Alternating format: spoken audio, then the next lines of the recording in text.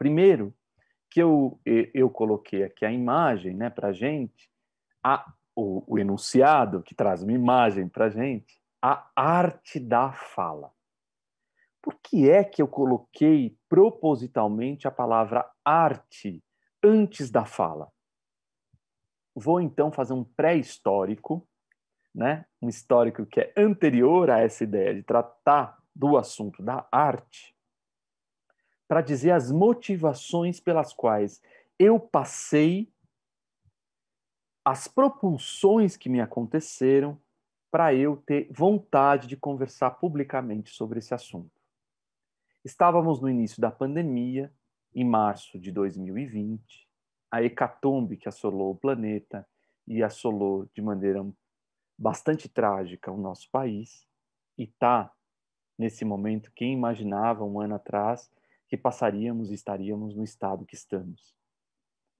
Mas o fato é que comecei a pensar, pelo descuido da palavra pública, a partir de perceber, primeiro, algo que era notório e talvez até óbvio e senso comum, que é a sociedade brasileira dividiu-se, a sociedade brasileira fraturou-se, a sociedade brasileira tem duas narrativas que não se escutam.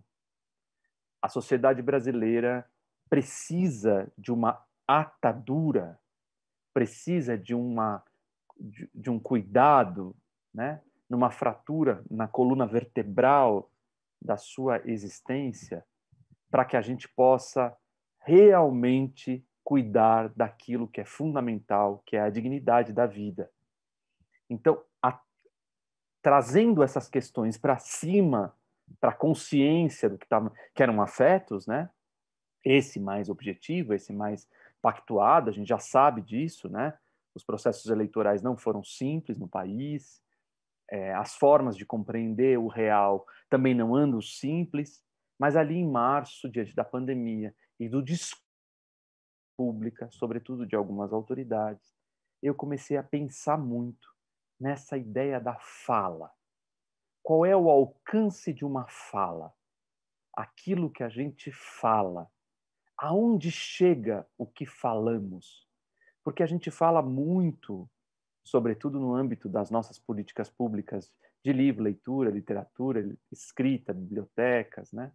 Muito da relação entre leitura, entre escritura, entre escrita, entre acesso, bibliodiversidade, mas eu confesso que fico com desejo da gente falar também destas coisas que estão largadas, como a fala, como a escuta. Mas agora eu queria recortar aqui o sentido da fala, disso que sai da gente em direção a um destinatário, que sai da gente porque a gente quer alguma coisa, a gente deseja alguma coisa.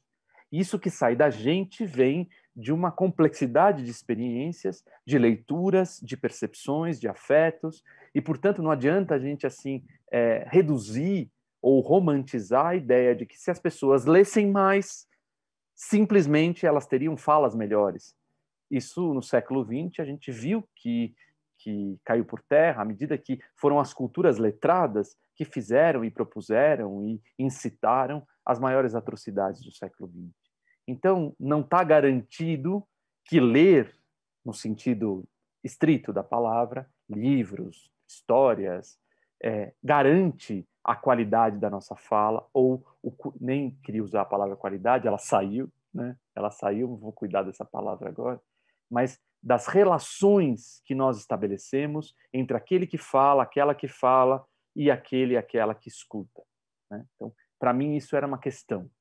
Vinha por um descuido observado da fala pública, da fala comum, a fala que ia em direção a todos, né? Que ia em direção a cada subjetividade e a cada experiência humana, que muitas vezes com muita agressividade, com muita violência, inclusive vindas não só daquelas pessoas que estavam marcadamente, de alguma forma, incitando violência, mas às vezes na resposta a essas pessoas, também o que aparecia era um conjunto de ideias violentas para conter a violência. Então, essa percepção, eu acho que me levou a pensar essa ideia da arte da fala. Um outro ponto importante é porque, como eu gosto de contar história, sobretudo de ouvir história, eu adoro ouvir história, mesmo quando eu estou lendo um texto, eu gosto de ouvir o que aquele texto está me dizendo, às vezes leio em voz alta para tentar incorporar, né, um pouco a sonoridade, o caminho daquela escrita. Para mim, a escuta interna de uma história é muito importante. Então, diante disso, fiquei pensando também naquilo que o Walter Benjamin, um filósofo alemão do século XX, da Escola de Frankfurt, um grande ensaísta da história moderna, de uma outra perspectiva da história, em que nós teríamos que rever a história do ponto de vista dos vencedores e tentar, de alguma forma, criar dispositivos para que os vencidos pudessem contar a história. E eu acho que as grandes lutas, todas elas, passam por aí, né? Passam por a gente compreender essa máxima desse filósofo alemão. E o Walter Benjamin, para mim, ele é um dos maiores ensaístas. Eu até vou brincar com vocês, que eu falo tanto do Walter Benjamin, que eu tenho uma amiga que me mandou pelo correio o Walter Benjamin, entendeu? Ela me mandou assim, só para fazer uma leveza, assim, ela me mandou um DDoS do Walter Benjamin.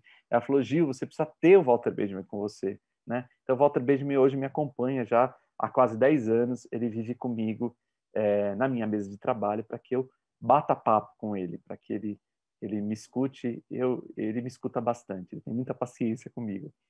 Mas voltando ao Walter Benjamin, no final do texto, de um texto clássico do Walter Benjamin, e eu estou falando bem devagar, se vocês quiserem tomar nota, dá tempo para a gente tomar nota, né?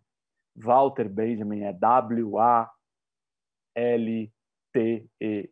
Walter, Benjamin, com N no final. Para quem não o conhece, né? Então acho que é interessante dar esse retorno. Ele tem vários ensaios, né? Ensaios clássicos sobre a pobreza da experiência, e um clássico que foi escrito 4 anos antes dele suicidar. Ele suicida na fronteira da Espanha, eu não me lembro agora se é Espanha e França, mas ele seria morto pelos nazistas. Então, o Benjamin suicida em 1940 para não ser morto pelos nazistas. E o Benjamin, em 36, ou seja, 4 anos antes do final da sua vida, do cabo da sua vida viva e física e material, porque ele continua vivo e muitas pessoas que continuam a tratar dessas ideias que ele lançou para melhor vivermos, né, em comunidade humana, do meu ponto de vista, o Benjamin diz assim no final do texto chamado O Narrador, considerações sobre a obra Nikolai Leskov. Nikolai Leskov foi um contista russo, uma figura que o Benjamin tem em alta consideração por ser alguém que escreveu a memória do povo, né, de alguma forma articulou essa voz da experiência no texto. E o Benjamin diz no final, é a última sentença desse texto chamado O Narrador, considerações sobre a obra de Nikolai Leskov, que é de 1936, que está num livro chamado Magia e Técnica, da editora Brasiliense, publicado em 1996. Então, o Benjamin, ele diz assim, na última sentença do livro, né, que eu guardo isso assim como uma espécie de âncora, uma espécie de bote salva-vida. Ele diz assim, depois de ele ter falado tudo sobre a perda da experiência, a dificuldade que a Alemanha vivia ali, na virada do século XIX do século XX, com a miserabilidade, com o aperfeiçoamento da técnica, da percepção da aceleração do tempo, com o advento da notícia, né, do periódico, do excesso da informação, esse empobrecimento da experiência, da transmissibilidade daquilo que nos acontece, né, que é parte constituinte da nossa experiência. A gente foi substituindo por aquilo que outros dizem. Então, de alguma forma, pelos periódicos, pelos enunciados de notícias, que também foram importantes e são importantes até hoje, isso não significa desprezar ou banalizar a importância da imprensa, seja ela de qual natureza ela seja, porque ela tem uma função na constituição da democracia. Mas o que o Benjamin está dizendo é que esse excesso de informação foi, de alguma forma, substituindo a nossa capacidade de transmissibilidade, de dizer algo que nos acontece a outrem. Sobretudo esse algo que é de uma memória mais coletiva. O que ele vai diferenciar, ele vai dizer que é uma memória de experiência e não uma memória de vivência. Não é falar o que me aconteceu só, assim, pessoalmente, mas falar o que nos acontece como sociedade, como povo, nossos mitos, nossas fundações, nossas cosmologias. Então, esse empobrecimento da gente não conseguir dizer mais qual é o meu repertório, quem são as pessoas que me contaram história, quais são as histórias que me constituem, quais as histórias do meu país. É isso que ele vai diferenciar, né, entre a experiência e a vivência. Então, ele fala da transmissibilidade como experiência, como algo que é possível ser comum a mais do que uma pessoa para fora de mim mesmo, né? Em direção a uma palavra que seria pública, né? Que seja pública. Então, Benjamin, no final desse texto, para a gente não se perder, veja que eu estou aqui, como eu fiz algumas digressões, eu não quero perder a linha do raciocínio, para que vocês possam nos acompanhar, a gente vem num caminho no qual eu estou tratando por que me moveu ter esta palavra fala no centro da discussão e a palavra arte antecedendo a palavra fala. Por conta da situação brasileira, logo depois da pandemia, o descuido da palavra e por entender que havia aí um tratado, algo para fazermos de maneira mais comum, mais conjunta, que é um cuidado com a palavra pública e comum. E, de alguma forma, essa ideia me acometeu. Mas antes de eu seguir aqui, na última sentença do texto, o narrador, considerações sobre a obra de Nikolai Leskov, eu vou ler, vou pegar aqui alguns comentários que estão aparecendo. Por exemplo, eu acho que é da Flávia Santos, de Campinas. Ela disse assim: sempre imaginei isso, mas não queria acreditar que as pessoas mais letradas são as que cometeram maiores atrocidades e decisões políticas errôneas.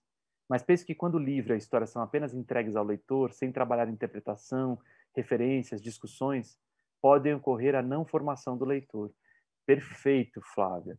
Eu acho que é nesse sentido mesmo que eu falei, sabe, Flávia, compondo com o teu pensamento aqui. Eu acho que foi nesse sentido, né? Dizer, a gente só ter a ideia da palavra que é poder, quer dizer, a quantidade de informação que eu tenho, a quantidade de memória que eu tenho no sentido de dados, né? Para ter poder sobre outro, sobre outra pessoa, sobre outro corpo. Isso, para mim, tem mais a ver com aquilo que eu falava no início, que é uma ideia falocêntrica, né? Uma ideia de dominação. E, portanto, acho que tem aí o trabalho que a SP Leitura faz, que as bibliotecas fazem, que vocês fazem nos territórios, que nós fazemos em nossos territórios, que talvez seja a intencionalidade de um curso como esse que a gente está vivenciando, que é justamente essa articulação no interior da leitura, essa articulação que é um cuidado com a fala, do meu ponto de vista, traduzido aqui no nosso interesse. Né? O que eu falo? Quais são as motivações para falar o que eu falo? De onde vem esse impulso? Ele é um impulso de dominação? Ele é um impulso de ter a verdade, ter a razão, de vencer alguém? Né? Então, acho que são perguntas que a gente faz que me parece, às vezes, que a fala entra no falo, nesse sentido de uma ideia de guerra, de uma ideia de dominação. E, portanto, o que eu estou querendo fazer aqui é dar uma escovada nessa palavra e fazer com que a gente entre mais e mais e mais camadas, um pouco mais profundas e necessárias, do meu ponto de vista, para a gente articular aqui, em relação ao complexo momento que nós enfrentamos